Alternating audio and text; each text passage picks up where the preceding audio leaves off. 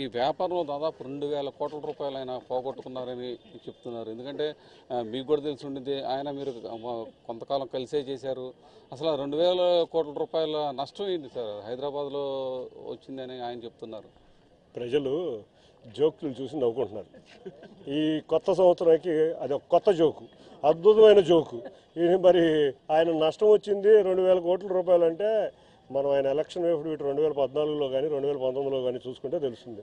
2014లోనే ఆయన ఆర్థిక ఇబ్బందులు ఉన్నాయి. అయినా కూడా చంద్రబాబు నాయుడు గారు ఆర్థిక ఇబ్బందులు ఉన్నా కూడా కష్టపడ్డారు. మనం ఆయనకే సీట్ ఇద్దామని డిసైడ్ అయ్యారు కాబట్టి ఎంతమంది ప్రెజర్ వచ్చినా ఆయనకే సీట్ ఇచ్చారు. ఇచ్చినాక నేను 2,000 కోట్ల రూపాయల వ్యాపారం మరి ఆయనకి 2016లోనే ఆపేశారుగా, మరి 2019లో ఎందుకు నుంచున్నారు? మరి అంటే నువ్వు ఒక ఇన్నర్ హెడ్ ఎండా పెట్టుకుని నీకు అప్పటికే ఫైనాన్షియల్ బస్సులు సీజ్ చేస్తున్నారు కాబట్టి అసలు ఆ రోజు వ్యాపారం ఎందుకు ఆగింది? తోటి వ్యాపారస్తులు అంటే తోటి బస్సు ఓనర్ల మీద బస్సులని సీజ్ చేయమని డీటీసీ గారిని ట్రాన్స్పోర్ట్ కమిషనర్ని కోరిన పిదప వారు చేయకపోవటం వల్ల వాళ్ళని ఒత్తిడి చేసే భాగంలోనే ఆ రోజు గొడవ. ఆ గొడవలో ఈ వంకలో అప్పటికే 20 బస్సులు సీజ్ అయి ఉన్నాయి. మిగతా బస్సులు కూడా సీజ్ అయ్యే పరిస్థితి వచ్చింది కాబట్టి ఈ వంకతో బస్సుల వ్యాపారం ఆపేశారు. ఆయన చేసింది ఒకటే వ్యాపారం.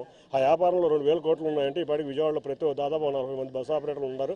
అందరూ కూడా తలా 1,000 కోట్లు ఉండాలి. కాబట్టి అటువంటి చిట్కాలు అంతకుముందు ఒక ముఖ్యమంత్రి కూడా చెప్పాడు, నాకు వరికి ఎంతో సాగుబడి వస్తుందని. అంతకన్నా దారుణమైన వ్యాఖ్య ఇది. చివరిగా ఒకటి, ఖచ్చితంగా మూడోసారి నేను విజయవాడ పార్లమెంట్ నుంచి గెలుస్తాను, ఢిల్లీ వెళ్తానని పదే పదే చెప్తున్నారు. ఎలా చూడాలి? మొన్న ఒక 40 మంది ఉన్నారు ఆయన దగ్గర, నిన్న 2 లేరు. ఇది ఆయన స్థాయి. ఆయన స్థాయి మన స్థాయి మనం ఎక్కువ ఊహించుకుంటాం రాంగ్. ముందు మనం పార్టీ, మన నాయకుడు ముఖ్యం. మన నాయకుడు ఎవరిని అభ్యర్థి అంటే వాళ్ళనే తెలుగుదేశం పార్టీకి శ్రేణులు గెలిపించుకుంటాయి, అభ్యర్థి అవుతారు. ఇక్కడ ఎవరు తెలుగుదేశం పార్టీ ఏ సామాన్య కార్యకర్తను పెట్టినా విజయవాడ నియోజకవర్గం నుంచి 1,50,000 ఓట్లు అధినేత ఎవరిని నిర్ణయించబోతారో వాళ్ళు గెలవబోతున్నారు. అత్యధిక మెజారిటీతో వాళ్ళ 7 నియోజకవర్గాల్లోనూ కూడా తెలుగుదేశం పార్టీ అభ్యర్థులు ఘన విజయం సాధించబోతున్నారు.